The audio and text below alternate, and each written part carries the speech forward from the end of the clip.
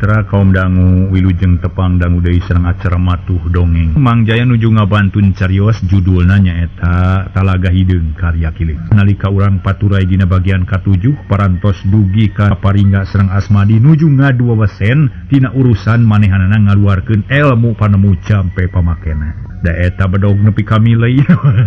Aduh, mun ditaraju milei-milei bedog cenah para mitra make seuneu itu dipileikeun. Aduh, aing dia mah cenah henteu ye ku Paringga jeung ku Asmadi mah.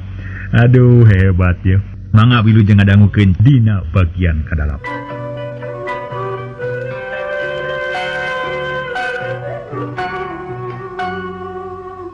Paringga harita teh para mitra ngiwir-ngiwir bedog Asmadi nu geus leuleus. Asmadi meniru mahuh bakat ku seunggah.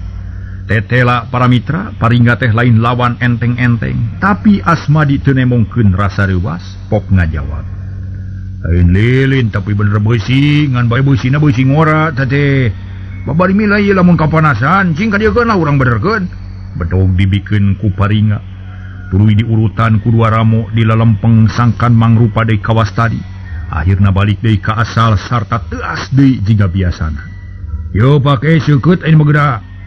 Barang dicobaan ku Paringga tetelanya bedog teh geus biasa deui. Dipake cara sabiasana. Jeung di ilmu Paringga teu teurak lantaran bedog Asmadi dieusian ku pangawasa pikeun ngalawan ilmu Paringga. Nya bener euy bedog maneh mah seukeut ya, syukurlah. Ukur sakitu omongan Paringga tuluy namah ngadeluk ngahuaan awi keur tali. Satuluyna Asmadi jeung Paringga ngobrol kanu teu puguh meuni sagala dicaritakeun. Tapi najan bari jeung kitu oge masing-masing hatena ngageremet. Hayang ngelehkeun lawan sangkan buru-buru rengsek marebutkeun Nyi Puja. Poe eta mah ngan sakitu ngadu jajaten teh. Satuluyna Asmadi amitan terus balik rek ngajalankeun pagaweanana. Nyadap sakumaha biasana, Paringga nya kitu keneh manehna ge nyokot sadapan. Kocapkeun isukna panon poe geus moncorong ti tebeh wetan. Cahaya bengras pikaresepeun. Manuk-manuk recet di sarada ngabagiakeun sang surya nu teu weleh satia medal unggal poe nyaangan duana. Langit lenglang taya aling-aling mega bodas nu biasana sok pating jarumpruk teh ayeuna mah eueuh. Teuing ka mana losna? Atuh beuki pikabetaheun we alam teh. Mana komo mun ngareret ka pasawahan anu parena keur sumedang beukah paslang jeung nu geus koneng tereh dipanen. Puguh matak betah jeung matak waas. Harita ge di sawah nu sisi walungan katempo aya umul-umul. Tana rek panen di pojok sawah deukeut tangkal nangka aya raraci nu diwadahan kana rijen. Ditihangan ku awi nu make oar jeung dangdaunan sejen. Tekung silila torojol aya hiji jajaka make pakaian anu pasing sarwa hideung. Make duduk nyungcung di pulas beureum horeng teh Paringga nu rek panen, manehna geus aya di sawah.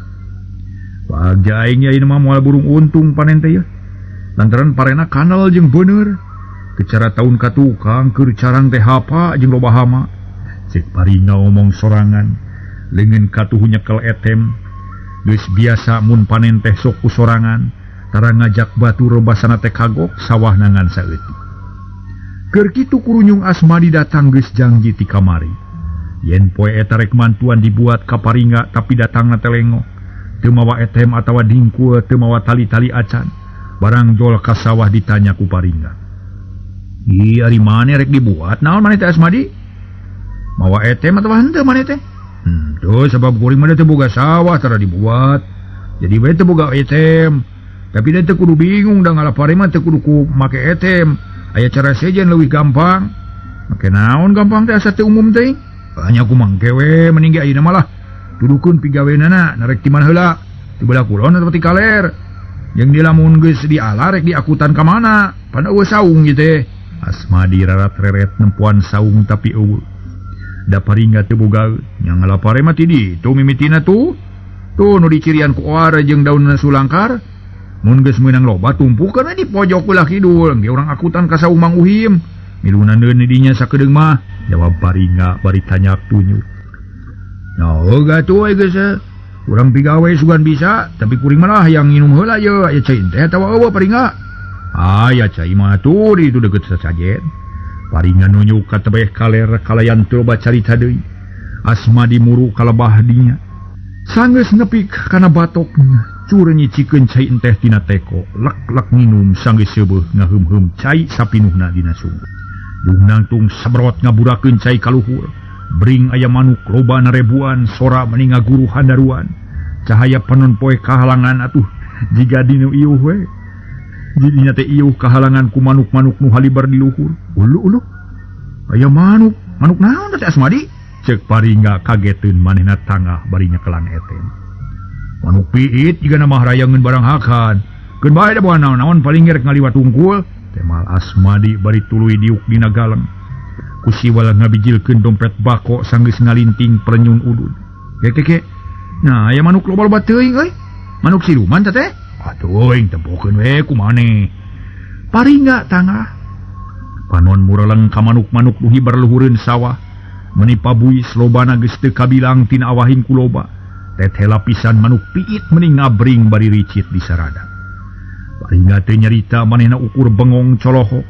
Basa nempo manuk nu nyiroro tarurun kana pare. Paringga ukur ngusap beungeut.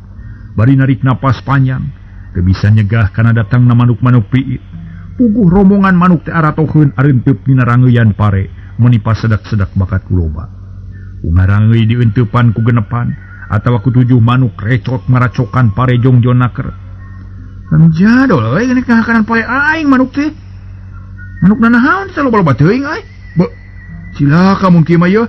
Paringga bari ngadeuketan ka Asmadi. Ongkoh ku kulutus ka manuk tapi teu waniun ngagebah.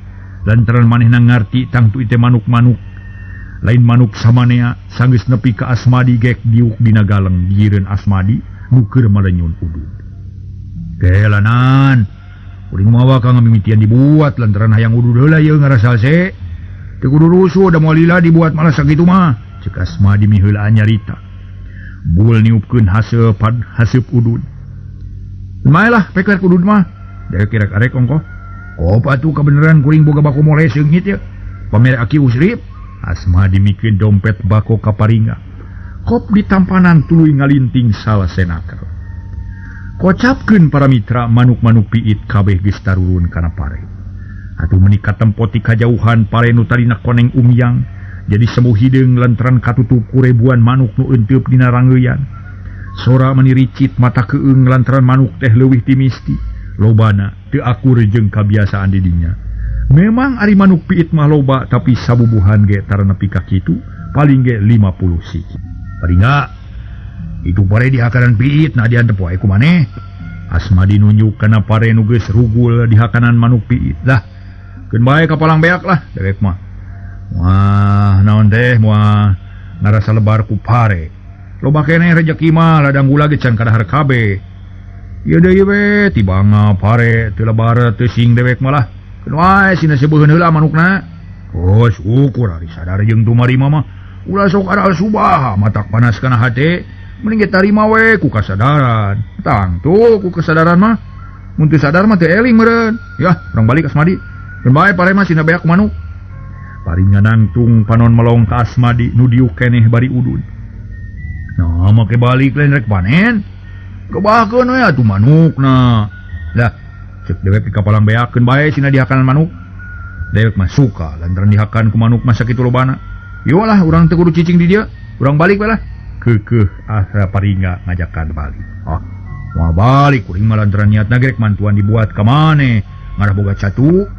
Wae kuring rek balik asal dibahanan catu we kuring mah. Gampang nyokot imah dewek. Loba keneh di imah mah parege.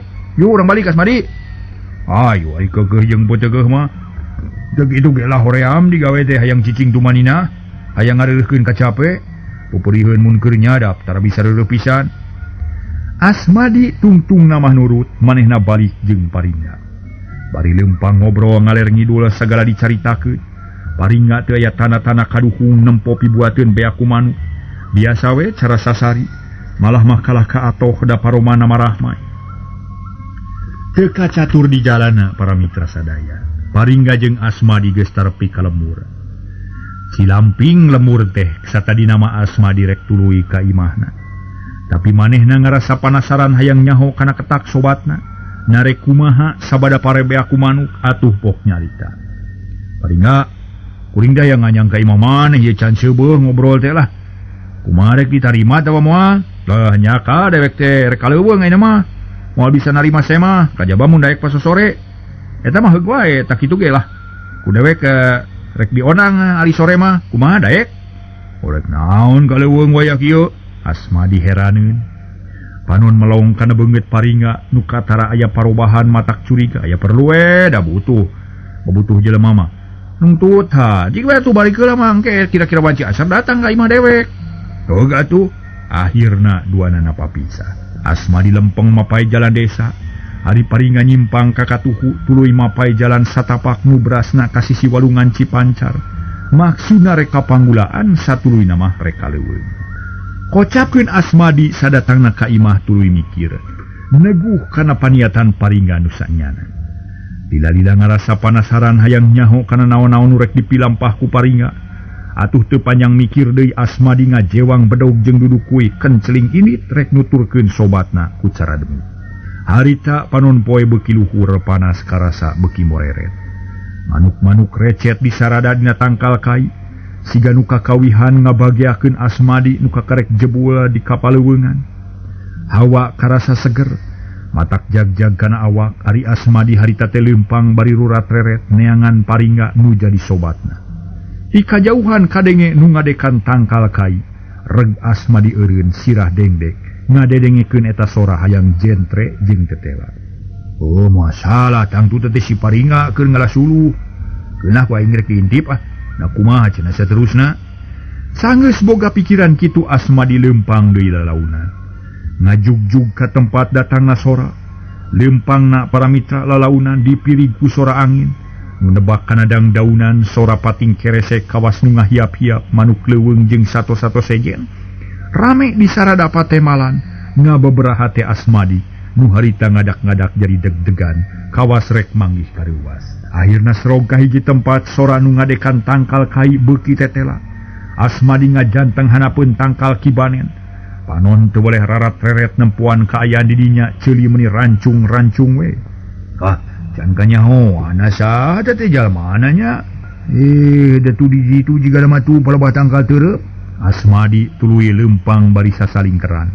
Hayang manggihan gedak-gedok ngadekan kai, tapi mung kanyahoan ku eta jalma. Takhiran Asmadi bener palebah tangkal terep anu ngariung tuju. Aya jalma keur ngadekan tangkal terep ku pati. Katempo geutah nangucur loba pisan eta jalma tayalian iwati paringga. Oh, si paringga geuningan. Na keur naon make ngalaleugeut sagala rek mikat kitu atawa keur naon? Keun sia diintip sia ku aing mah. Hate beuki panasaran jajantung beuki ratug. Asmadi ngeteyep ngadeuketan kanu keur ngalaleugeut teureub. Akhirna Asmadi nepi ka hiji tempat nu bumi, manehna nyempod bari ngawaskeun lalampahan paringga. Aya paribasa cenah para mitra dipelet ku si lege teureub. Aduh, ieu teh bakat ku cepel-cepelna sigana para mitra. Ieu mah ieu. Tah dipelet ku si lege teureub cenah. Lengket masket sigana. Aduh. Kira-kira heuleut sajam lilana paringga geus ngamimitian mupul geutah. Digulungkeun nepi ka sagede seeng dibuntel ku daun bolang. Sanggeus hasil kalayan nyugemakeun paringga balik bari nyuhun legeut. Asmadi ngarahuh narik napas panjang tuluy nuturkeun bari ngupat dina hatena. Can kaharti aing mah ieu. Naon tujuanna atuh si paringga teh? Ngalakala moal legeut sagala. Rek ngenyuk nu panancareuh atawa bajing gitu. Nu sok ngaganggu sadapan atawa kumaha nya? Tapi nu leuwih jelas mah aing kudu ngintip nepi ka rengsena. Dua sobat patutur-tutur di jalan satapak nu harieum ku rarambu leuweung. Asmadi panderi ari paringga ti heula leumpang bari heheotan.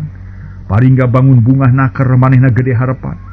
Bari sanggup ngayonan kasakten sobatna, malah harita ge ngupat jeroning hatena. Rasakeun si Asmadi, aing ngarti kana maksud jeung tujuan maneh atuh. Pangna ngadatangan manuk piit nu loba teh ribuan teh. Ngajak ngadu jajaten sia jeung aing rasakeun sia poe ge rengse geura. Lempangna beuki gancang geus teu sabar hayang geura tepi kanu dimaksud. Asmadi ge nuturkeun tamah gancang, akhirna mah duanana terepi ka lembur. Kaparengan harita teh geus wanci asar. Asmadi langsung muru ka tempat panggulaan paringga pok uluk salam. Sampurasun, bari asup ka saung. Gek diuk para mitra sadaya. Rampes tuh syukur buru-buru datang bugus di dagoan ti tadi teh pek diulah ya dewe kerek mepek heula raru ya ngarangke kari ini teh kapan nyadapan jawab Paringa kop kana akar raru sagede indung suku tuluy dipek-prek sarta ditinyuh ku cai sanggeus cukup terus diasupkeun kana lodong kira-kira 2 senokeun terus di mana tadi teh euy ngalasuluh atawa ngalahoe Asmadi api-api teu nyaho panon melong kana geutah teureub anu ngabagug sagede seeng gitu ngalasuluh teu ngalahoe tas ngalageutah teureub tah meunang sagede seeng lumayan keur mikat gajah anakna ge keur daon ngalanak gajah moal jadi duit lain butuh duit tapi hayang aya hiburan kumaha lamun ayeuna kuring geus teu sabar hayang nyaho ceuk Asmadi bari teu waleh neuteup kana geutah teureub yu tuturkeun dewek rigidi harita paramita Paringa nyuhun geutah teureub tuluy init muru ka hiji pasir nu pernah nakuloneun saung panggulaan Asmadi nuturkeun paneuri hatena beuki panasaran bae barang srod ka puncuk pasir breh aya tangka caringin nu nguyupuk luhur panonoban rupa-rupa manuk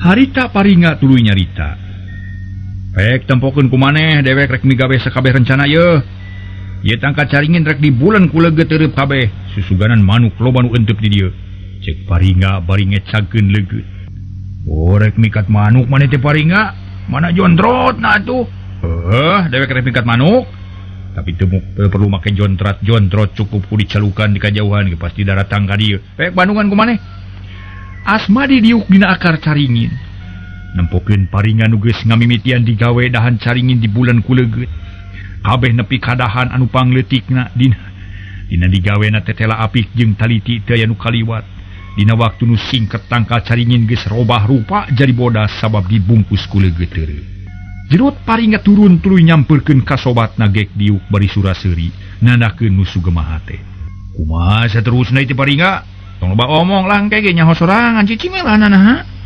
Paringa tuluy keprok 3 kali panon molotot melong ka Jomantara dibarengan ku ngaheot sora tarik mata katorekan hiup aya angin ngagelebug sora ngaguruhan daruan nyaksian kajadian kitu Asmadi ukur colohok can ngarti kana tujuan Paringa akhirna mah Asmadi ngarti lantaran harita keneh kadenge sora nu ngaguruh di Jomantara langit ngadak-ngadak angkeub kawas rek hujan beuki lian nu ngaguruh teh jadi ricit sada sora manuk anu jumlahna ribuan Asmadi meuni curing hak panon molotot ka Jomantara breh katempo kalayan jelas ribuan manuk pit haliber bari ngagulung ngabolukarkeun angkeubna langit kaayaan didinya jadi ieu Asmadi ayeuna ngarti bisa neguh kana naon-naon nu baris kajadian tetela ilmu si Paringa teh lain hanapa-napa aing reus yo kitu cek gerentes hati Asmadi tuluy nangtung bari nangkeup harigu panon teu waleh neuteup ka langit tempo kumaneh Asmadi manuk-manuk nu ngahakanan pare dewek teh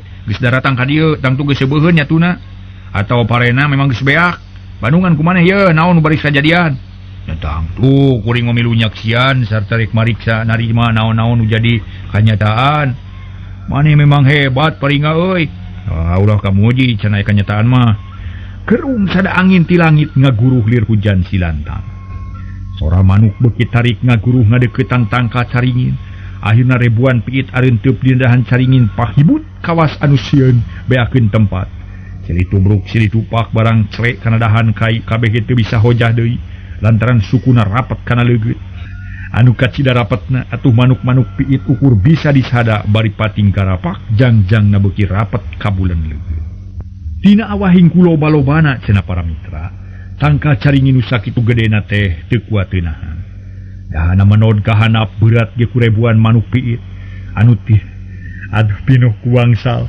tungtungna hiuk angin debak kana tangka caringin buringkal akarna bijil ti jero bumi tangka caringin rungkad gorolong kalebak reg eureun ngahalangan kut katahan ku tangkal kawung tatangkalan leutik meuni rebah kagalei ku caringin ngagulitik bari berat ku ribuan manuk hasil euy manuk nutus ngahanganan pare teh beunang kabeh tuh teh nu bisa lolos yu tuturkeun ku dewek ye Asmadi urang nempo manuk cek Paringa bari marah mai ngarasa sugema pedah pagaweanana teu gaplak yu kuring nuturkeun rek kumaha saterusna ieu teh braduanana mian muru kana tangka caringin nuges rungkad sarta ngaguliti kalebak eureuna teu jauh tina saung panggulaan paringga atu-atoheun paringga teh lantaran moal capek deui gawe barang gok ka palebah tangka caringin pok nyari ieu manuk rek diala kabeh sabab telihna pinuh ku bangsalnya gap kana tangka caringin puhuna tuluy digeber-geberkeun sangkan manuk marurag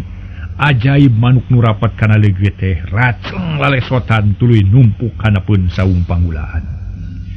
Tumpukan manuk piit nepi ka ngagugunung ngaluhuran saung rupana hideung semu hawu.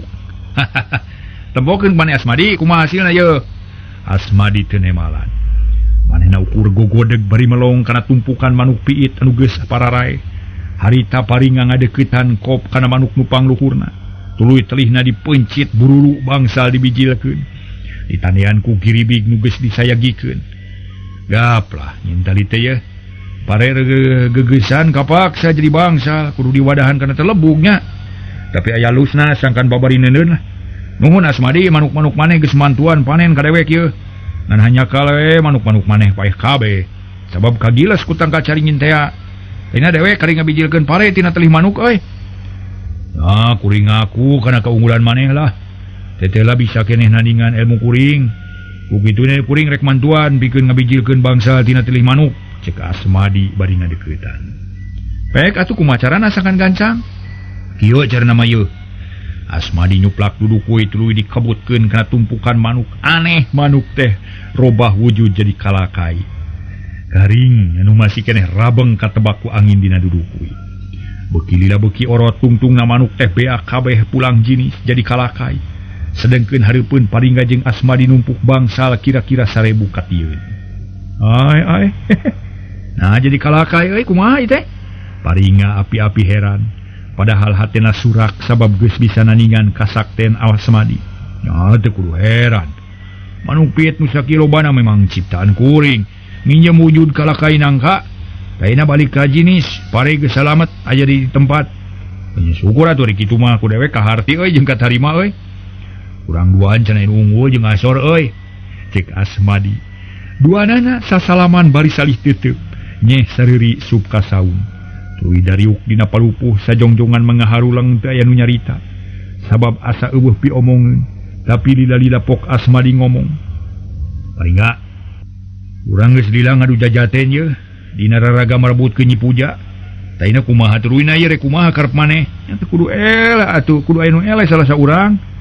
Mun teu maneh tangtu dewek, hiji-hijina jalan pikeun ngarengsekeun masalah ieu, kudu ngajajaten nepi ka diteruskeun nepi ka irahannya. Oh, nepi ka iraha kira-kirana. Oh, nepi ka irahannya. Lah, teu kudu salembang lah. Sabab Nyi Puja geus janjinya rek satia nungguan urang. Tah kitu Asmadi, nepi ka iraha we pokona mah tarung teh. Oh, tapi kumaha atuh urang can aya nu eleh jeung can aya nu meunang nepi ka ayeuna. Ilmu maneh loba keneh to geus eueuh. Paringga kalah kamarik nanya. Sorot panon jiga nu nangtang. Kai soal kasakten malah loba keneh. Tapi asana teh moal aya tungtungna euy sabab kuring sadar. Ilmu maneh ge lain saeutik-saeutik. Kuring mineng ngadenge ti aki yen maneh teh lain jalma jore-jore. Dah, tong loba pikiran teu puguh. Hal ieu tetep kudu rengse ku jalan ngadu jajaten. Jung balik heula ayeuna mah bisi sadapan ka berubah seum. Usaha teu meunang ditinggalkeun, isukan urang tuluykeun. Usaha-usaha tarung-tarung gitu ayeuna mah. Oh gatuh kuring rek amit rek balik heula. Asmadi amitan. Leos Asmadi balik ka tempatna sajeroning leumpang teh hatena mah ngageremet. Hayang ngelehkeun paringga. Tapi nepi ka poe eta can aya tanda-tanda rek unggul. Lantaran paringga elmuna sagala nyampak. Tapi cek aki ge ilmu manusia mah saeutik. Loba sakumaha lobana ge akhirna bawa ka beak. Aing moal beak harepan. Anjan neakeun waktu 10 tahun ge moal burung biladena. Cek gerentes hati Asmadi bari jongjon leumpang. Sadatangna ka tempat panggulaan Asmadi langsung ngajewang lodong. Jeung pesos hadap. Kedig init ngajugjug ka sadapanana. Hati Asmadi geus gilig rek tuluy ngayonan jajaten paringga. Nepikeun ka meunang mojang lenyang ti Talaga Herang nu katelah Nyi Puja. Sagtuna heula kaayan paringga jeung Asmadi ayeuna urang kocapkeun di tempat sejen. Harita kira-kira wanci rumangsang di hiji pasir. Aya jajaka keur ngadigli leumpang bangun lungse. pakaian rawing jeung paroman alum kawas keur nemu kabingung barang nepi ka hiji tempat para mitra sadaya. Eta jajaka teh eureun gek diuk dina batu ngeluk tungkul bari ngusapan tarang. Sidik pisan eta manehna teh boga kabingung. Aya hiji hal nu keur dipikiran eta jajaka tayalian Iwati Sarmo nu geus bisa nyalametkeun diri tina bahaya pati di Talaga Het.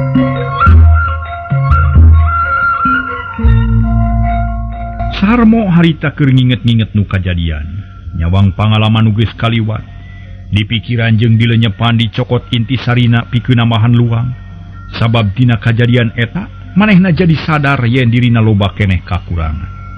Atuh sajabati kitu manehna ngarasa yakin yen di alam dunya ieu loba anu saluhureun manehanana, boh rupa boh ilmu pangaweruhna. Ku kituna Sarmo jadi mikir dua kali teu wani gagabah dina ngajalankeun hiji kalakuan. Wah, tetela Nyi Puja nu ku aing dianggap mojang biasa buktina hiji awewe sakti jeung telenges. Jeung di aing nyaho dua jajaka ti Cilamping lain jajaka samanea, tapi lalaki langit lalanang jagat. Luhur ilmu panemuna, aing sadar aing loba kakurangan. Mun kieu carana aing kudu guru deui, sangkan bisa naningan kasakten si Puja. Tapi kamana neangan guru ya? Saha nu luhur ku ilmu, saha nu jemar ku panalarna. Aing hese aina ieu. Sarmo ngahulang mikiran hal eta. Manehna can boga implengan naha kudu ka mana nu dituju. Manehna hayang guguru kana leuwih luhur ilmu panemuna, hayang namahan kasaktena jeung pangawasana. Mun kieu carana, aing kudu nepungan dua jago ti Cilamping. Aing kudu nanyakeun ka Paringga atau Asmadi. Geus yakin luhur ilmu. Sakurang-kurangna maranehna bakal nyaho di mana ayana jalma sakti mandraguna. Najan di sisi langit ceuk paribasana moal burung didatangan. Najan dina lak-lakan mega ceuk paribasana moal burung disusul. Sok sanajan kitu, sok sanajan aya dina beuheung naga ku aing baris disusul. Sanggeus mikir nepi kadinya, Sarmo lempang deui ningalkeun eta tempat langsung ngajugjug ka Cilamping. Sejarek nepungan dua jago nukung singarubuhkeun manehna di sisi walungan teh. Adi-adi sareng para wargi nusa kedahna mah sok sanajan aya dina lak-lakan naga kitu nya. Jadi sok kaya sisi Lamping atuh dina lak-lakan naga sanes lak-lakan mega. Para wargi anu mulia teu kacatur di jalan Sarmo geus nepi ka Cilamping. Nu pangheulana didatangan teh Paringga, nu kaparengan keur aya di saung panggulaan. Uguh we Paringga kaget sabab teu aya nu ibarati anggalna. Sarmo, rek naon sia los-los ka dieu? Jeung ni kunaon maneh jadi kitu we? Kawas nu teu boga lemur we lalampahan teh. Paringga tumanya bari ni teh nantang tungan Sarmo. Punten Kang lah. Kuring teh ngaganggu ka akang ieu nuju ngadamelnya. Kuring ngahajan nepungannya ka dieu si jamuntang akal kuring teh. Nah kunaon mo? Boga musuh? Hanteu. Tos teu gaduh musuh kuring mah. Tapi kuring kungsi aya nu nanasa nepi ka ampir palagat nyawa teh. Untung kuring bisa kena ngajaga diri, sarta bisa kabur ninggalkeun manehanana. Ayeuna kuring aya maksud si jago guru. Tapi kuring teh nyaho ieu kudu ka mana ku guru teh. Tah ku jalaran kitu kuring sejatuh marose ka akang. Nah di mana ya jalma gagah sakti nu kersa ngawartosan? Paringga ungut-ungutan. Sajongjongan mah teu nemalan kalah kamolohok ka Sarmo. Kawas nu keur neuleuman eusi hatena naha omonganna teh bener atawa henteu. Sanggeus rada lila pok nyarita deui. Guru nu kumaha nu diteangan ku maneh teh mo? Nya nu luhur ilmu we nu jembar pangabisana. Nu sepi tanding sudah lawan gagah sakti mandraguna. Tak kitu nu diteangan kuring teh. Mun geus hasil ngalap eta ilmu ti jalma teh rek kumaha? Hayang males. Males pati ka musuh kuring sarta manehna sina talu. Bari daek kitu eta ku kuring. Tapi setik oge kuring mah teu aya hate hayang ngabinasa, malah mah hayang hirup pabarengan kitu tah. Musuh maneh teh awewe lalaki, awewe mojang geulis jeung gagah sakti. Saha ngaranna? Paringga beuki panasaran. Wah, punten moal dibejakeun ieu manusia. Kajeun atuh ari kitu. Jeung atuh geura ini. Tu jugjug Gunung Mandala nya, jugjug Gunung Mandala sarta teang hiji akil sakti mandraguna nu jenengan Aki Salmawi. Nya. Jenenganna Aki Salmawi bisi maneh can percaya kana kagagahanna, baik ajak ijit ku maneh nepi ka sebut. Cek Paringga ngajujurung. Sangkan Sarmo buru-buru ini tidinya. Uguh Sarmo bungah nakar paroman bear marah maipok ngajawab. Hehe, atur nuhun Kang, kuring sejamiang ka eta tempat. Sakali dia Gunung Manala anu ditepangan teh Aki Salmawi. Bener. Mun atuh permios Kang. Brah, biramiang didoakeun sing tepung. Sarmo indit bari mawa harapan anyar. Hatena ngarasa bungah-bungangang lantaran lalampahan geus puguh nu dituju. Teu ngapruk kawas nu enggeus-enggeus. Poe eta keneh Sarmo ngajugjug ka Gunung Manala neangan hiji aki-aki nu disebut Aki Salmawi. Tapi barang datang ka eta gunung, tetela teu gampang. Loba sasatoan nu garalak jeung patempatanana matak palaur, jurang-jurang gurawes, gawir-gawir lalamping batu sekeut meuni rangsem. Palang siang bohong si Baringa teh nya. Nah di mana atuh matuhna si aki-aki teh? Rek bataheun cicing di tempat nu kieu berita. Aing mah teu betah cing loba orai kerut jeung sing siridan. Mun teu kapaksa mah hoream los-los ka dieu aing. Nah di mana Aki Salmawi teh nya atuh lah. Sarmo bari ngajanteng dina batu cadas. Panon rarat-reret ka sabudeureun eta tempat. Neangan tanda-tanda patempatan manusia. Tapi nuli diukur jalan berit, nuledug jalan bedul, taya tapak-tapak manusia. Tapi najan bari jeung kitu ge Sarmo mah teu beak harepan. Manehna tuluy leuleumpangan bari tumpat tempo kanu saruni. Bisi aya si Aki cicingna di jero guha, tapi tetela weleh teu kapanggih, matak jengkel jeung pusing. Ih, ora rese nya, kasana nyakeun mun geus ieu ye. Geuning eueuh tanya-tanyakeun dinu kieu mah ye. Sarmo mimiti aral lumampah ngaraneg deui. Sanggeus rada lila gero ngagorowok satakar tanaga, ngabudalkeun ka keuheul bari ngakalan Aki Salmawi. Salmawi, mun nya sia jago lalaki lagi telanang jagat. Siap ka dia papageun aing ya urang tarung patutunggalan. Marebut umur begala nyawa. Sora pating saleor ka lebak. Aweuhan bulak balik kawas nu ngalelewe dituturkeun ku sora nu seah di dasar jurang. Sarmo luak liuk jajantung ratug hate pating seredet. Teu puguh rarasaan lantaran manehna sadar wani nangtang lain nguntup ka musuh tapi hayang buru-buru tepung sangkan teu hese neangan. Meunang sajongjongan mah para mitra jempe teu aya jawaban naon-naon. Nu kadenge ukur sora manuk nu hiber bari disada. Sakapeung aya sora ajag anu babaung kadenge ti kajauhan. Nah, salah alamat kitu aing teh. Nah bener gitu Gunung Manala ieu teh. Palang siang salah, akhirna teu bisa tepung jeung aki-aki sakti. Sarmo ngarasa was-was dina hatena. Teu percaya kana lalampahanana. Waktosna seet.